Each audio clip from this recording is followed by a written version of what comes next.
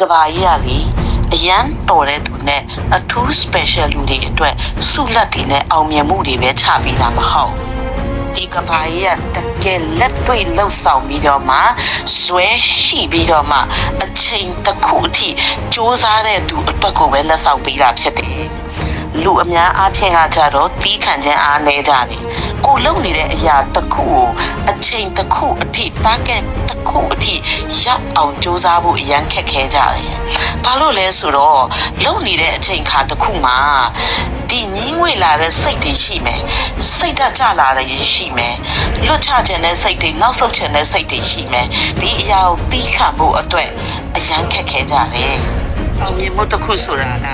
ကိုလုတ်တဲ့အရာကိုထပ်ခါလုပ်ရမယ်။ညီးငွေလာတဲ့အရာကိုတီးခံနိုင်ရမယ်။ငါဘာကြောင့်လုပ်တာလဲဆိုတဲ့စိတ်ရှိရမယ်။အောင်မြင်မှုရလာတဲ့အချိန်တစ်ခုထိစောင့်ရမှာပဲ။ကိုယ့်ရဲ့မျှော်လင့်ထားတာကအလုပ်တစ်ခုစလုပ်ပြီဆိုရင်ငါအောင်မြင်ရမယ်ဆိုပြီးမျှော်လင့်လိုက်တယ်။ငါလုပ်ကြည့်တယ်ငါစူးစမ်းကြည့်တယ်ငါရက်လက်ရရမှာပေါ့။ရက်လက်လည်းငါမရအောင်။အဲ့ခါကျကိုပြန်ပြီးတခြားသူနဲ့တနိုင်ရှင်တယ်။အောင်မြင်တဲ့သူတွေနဲ့တနိုင်ရှင်တယ်။သူတို့ကတော်လို့သူတို့ကလုံနိုင်လို့သူတို့ကရက်လက်ရကြတယ်ဆိုပြီးကိုထင်ခဲ့တာမဟုတ်ဘူးနော်လုံးဝမဟုတ်ဘူးကိုလည်းတော်တာကိုရဲ့လှုပ်ဆောင်ခြင်းကလုံလောက်မှုအားပဲလို့တာဘလောက်အထိဒါကိုဆွေးနဲ့ကြော်ဖြတ်မလဲဆိုတာအရေးအကြီးဆုံးပဲဒီအတွက်ကျမတို့လုံလောက်တဲ့ပမာဏအထိလှုပ်ပြီးပြီလားပြန်စစ်ဆေးပါညီးငွေတဲ့စိတ်ကိုငါတီးခံပြီးလားစဉ်းစားပါအရှုံးပေးခြင်းနဲ့စိတ်ရပြီဆိုတော့ငါဘလို့အတွက်လုပ်နေတာလဲဆိုတော့မျက်နှာလေးတွေကိုပြန်မြင်ကြည့်လိုက်ကိုရဲ့ထခါလှုပ်ခြင်းဟာကိုပန်းတိုင်တနေ့ကျရင်ရောက်ရလာမှာ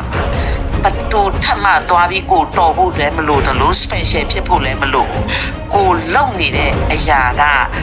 ကိုအကောင်းဆုံးလုပ်နိုင်ဖို့နဲ့သိခံနိုင်ဖို့အရေးကြီးတယ်တနေ့ကျရင်ကိုသိလာလိမ့်မယ်အော်ငါလုံနိုင်ပါပဲလားဆိုတာကို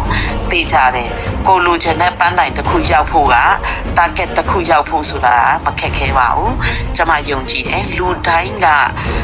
စူးစမ်းမှုပမာဏတစ်ခုရဲ့လုံလောက်မှုကိုရခဲ့မယ်ဆိုရင်ကိုအောင်မြင်တဲ့ target စီရောက်ဖို့ဆိုတာကလွယ်လေးပါပဲဒီလျှို့ဝှက်ချက်တွေနဲ့ပတ်သက်ပြီးတော့မှအသေးစိတ်2ရက်လုံးမှာအပြည့် training လုပ်ပြီးမှာတော့ unlock your power ပဲဖြစ်ပါတယ်ဒီ training ကိုတက်လိုက်မယ်ဆိုရင်ကိုဘာကြောင့်လုပ်နေတာလဲကိုပြန်လဲစစ်ဆေးဖို့အတွက်ကိုဆက်လက်ရှေ့ကိုပြေးဖို့အတွက် lock တွေဖြည့်ပြီးတော့မှငါဟာအောင်မြင်တဲ့သူတစ်ယောက်ဖြစ်ဖို့တကယ်တမ်းတော့လွယ်လေးပဲဆိုတာကို unlock your power မှာတွေ့ရမှာပါသိရမှာပါကျမတို့